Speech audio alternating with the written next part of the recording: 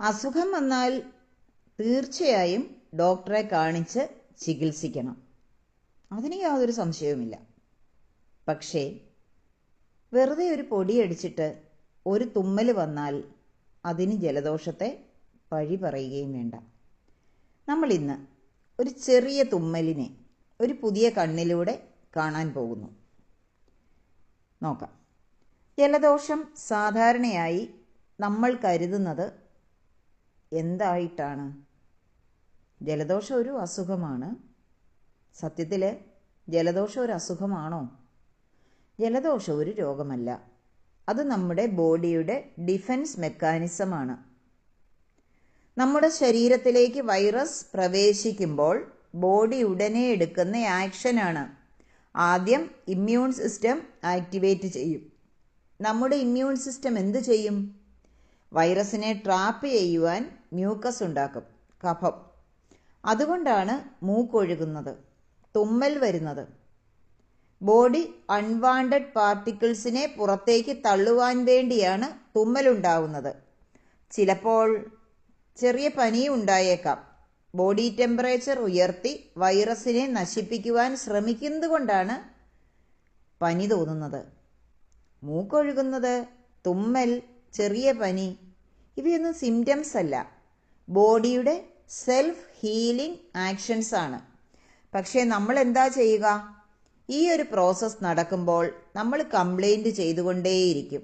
എനിക്ക് സുഖമില്ല, എനിക്ക് ജലദോഷമാണ്, എനിക്ക് ബലമില്ല. നമുക്കിതിന് സ്വയം എന്ത് ചെയ്യാമെന്ന് നോക്കാം. ഇന്നു മുതൽ ജലദോഷം വന്നാൽ നമുക്കിങ്ങനെയൊന്ന് പറഞ്ഞാലോ, ഇങ്ങനെയൊന്ന് ചിന്തിച്ചാലോ? എൻ്റെ ഇമ്മ്യൂൺ സിസ്റ്റം സ്ട്രോങ് ആണ്, എൻ്റെ ബോഡി എന്നെ പ്രൊട്ടക്റ്റ് ചെയ്യുന്നു, എൻ്റെ ബോഡി ഇൻ്റലിജൻ്റ് ആണ്.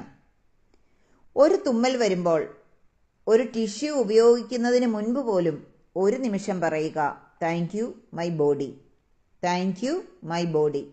കാരണം നമ്മൾ ഉറങ്ങുമ്പോഴും നമ്മൾ ബിസി ആയിരിക്കുമ്പോഴും നമ്മൾ ശ്രദ്ധിക്കാത്ത സമയത്തും ബോഡി നമ്മളെ രക്ഷിക്കുകയാണ്. ഇന്ന് കണ്ണടച്ച് ഒരു ചെറിയ പ്രാക്ടീസ് ചെയ്യാം. ശ്വാസം ശാന്തമാക്കുക. മെല്ലെ ശ്വാസത്തെ ഒബ്സർവ് ചെയ്യുക. നിങ്ങളുടെ ശ്വാസം ഉള്ളിലാണോ പുറത്താണോ എന്ന് ചിന്തിക്കുക. ശ്വാസം ഉള്ളിലേക്ക് കടക്കുമ്പോൾ വയറ് വീർത്ത് വരുന്നതായി സങ്കല്പിക്കുക. ശ്വാസം പുറത്തേക്ക് പോകുമ്പോൾ വയറ് ചൊട്ടി വരുന്നതായി ഫീൽ ചെയ്യുക. എൻ്റെ ശരീരമേ, നീ എന്നെ സംരക്ഷിക്കുന്നു. നീ എന്നെ ഞാൻ പോലും അറിയാതെ ഹീൽ ചെയ്തുകൊണ്ടിരിക്കുന്നു. നീ ചെയ്തു തരുന്ന ഓരോ കാര്യത്തിനും നന്ദി. നമ്മൾ ഇരിക്കുമ്പോഴും നടക്കുമ്പോഴും കിടക്കുമ്പോഴും ഉറങ്ങുമ്പോഴും ഓരോ പ്രവർത്തികൾ ചെയ്തുകൊണ്ടിരിക്കുമ്പോഴും വ്യക്തമായ ഒരു സിസ്റ്റത്തിലൂടെയാണ് നമ്മളുടെ ശരീരം കടന്നു പോകുന്നത്. ശ്വാസകോശ വ്യവസ്ഥ പ്രവർത്തിക്കുന്നുണ്ട്, ഹൃദയത്തിൻ്റെ രക്തപര്യന വ്യവസ്ഥ പ്രവർത്തിക്കുന്നുണ്ട്, വേസ്റ്റ് റിമൂവ് ചെയ്യാനുള്ള കിഡ്നിയുമായി ബന്ധപ്പെട്ട അവസ്ഥകൾ പ്രവർത്തിക്കുന്നുണ്ട്, ലിംഫാറ്റിക് സിസ്റ്റം പ്രവർത്തിക്കുന്നുണ്ട്. ശരീരത്തിൽ ത്വക്ക് മുതൽ കണ്ണ് വരെ ഓരോ അവയവങ്ങളും, ഓരോ ചെറിയ അവയവങ്ങളും നമ്മൾ പോലും അറിയാതെ അവരുടെ സിസ്റ്റം കൃത്യമായി പ്രവർത്തിക്കുന്നുണ്ട്. നമ്മൾ എന്തിനാണ് നമ്മുടെ ഈ സിസ്റ്റത്തെ മിസ്ലീഡ് ചെയ്യുന്നത്? നമ്മുടെ ശരീരത്തിൽ ഓരോ സന്ദേശങ്ങളും കൃത്യമായ വ്യവസ്ഥിതിയിലൂടെ കൊടുത്തുകൊണ്ടേയിരിക്കുമ്പോൾ, മെസഞ്ചർ RNA ഓരോ സെല്ലുകൾക്കും മെസ്സേജുകൾ എത്തിച്ചു കൊടുക്കുമ്പോൾ അത് കൃത്യമായ രീതിയിൽ പോയിക്കൊള്ളട്ടെ. അതിനല്ലേ നമ്മൾ അനുവദിക്കേണ്ടത്? ഒരു കാര്യം മാത്രം നോക്കിയാൽ മതി. നമ്മുടെ ശരീരത്തിൽ എന്തെല്ലാം മാറ്റങ്ങൾ ഉണ്ടാകുന്നുവെന്ന് ശാന്തമായി ഇരുന്ന് ഒബ്സർവ് ചെയ്യാൻ പഠിക്കുക. ഈ ലോകത്ത് കൃത്യമായി നമ്മളുടെ കാര്യങ്ങൾ അറിയാൻ പറ്റുന്ന ഒരേ ഒരു വ്യക്തിയേ ഉള്ളൂ, അത് നമ്മൾ തന്നെയാണ്.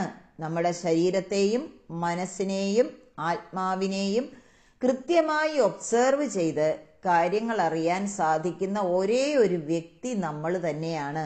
പക്ഷേ നമ്മൾ മറ്റു പല കാര്യങ്ങളുടെയും പ്രശ്നങ്ങളുടെ പിന്നാലെ ഓടിക്കൊണ്ടിരിക്കുന്നത് കൊണ്ടാണ് നമ്മുടെ ശരീരത്തിൽ എന്ത് സംഭവിക്കുന്നുവെന്ന് തിരിച്ചറിയാതെ പോകുന്നത്.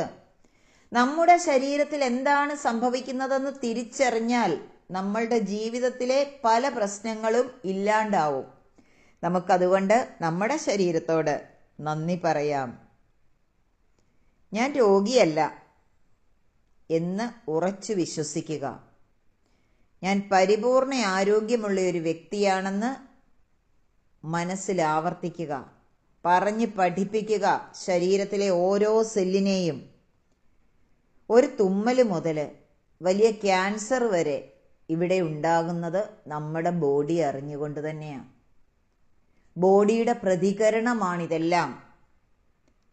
അതുകൊണ്ട് ഓർമ്മിക്കുക, നമ്മളെ വിജയിപ്പിക്കുവാൻ, നമ്മളെ ആരോഗ്യത്തോടെ നടത്താൻ ഇവിടെ ഒരേ ഒരു സിസ്റ്റത്തിനെ കഴിയൂ. അതിലാദ്യത്തേത് നമ്മളുടെ സോള്, ആത്മാവ്. ഇവിടെ നമുക്കൊരു ജീവിതം തന്നിരിക്കുന്ന ആ ചൈതന്യം. 2 നമ്മുടെ മനസ്സ്, 3 നമ്മുടെ ശരീരം, ബോഡി, മൈൻഡ് ആൻഡ് സ്പിരിറ്റ്. ഇത് 3ഉം അലൈൻമെൻറ്റിൽ വരുന്ന ഒരു വ്യക്തിയെ സംബന്ധിച്ച് ജീവിതമെന്ന് പറയുന്നത് ആ ആൾക്ക് ഇവിടെ തന്നിരിക്കുന്ന ജീവിത പദ്ധതിയുടെ അടിത്തറയിലാണ്. ആ അലൈൻമെൻ്റ് ഉണ്ടാക്കിയാൽ മാത്രം മതി നിങ്ങളുടെ ജീവിതം വിജയിക്കാൻ. നമുക്ക് കുഞ്ഞുങ്ങളെ പരിശീലിപ്പിക്കാം ഈ അലൈൻമെൻറ്റിൽ ജീവിക്കുവാൻ വേണ്ടി. ഒരു സമൂഹത്തിൽ, ഒരു നാട്ടിൽ ആശുപത്രികളുടെ എണ്ണം കൂടുന്നതല്ല ആ നാടിൻ്റെ വിജയം. പകരം അവിടെ ആരോഗ്യമുള്ള മനുഷ്യർ വളരുന്നതാണ്. Thank you, love you, bless you. It's me Sudha Chandran, latitude motivation.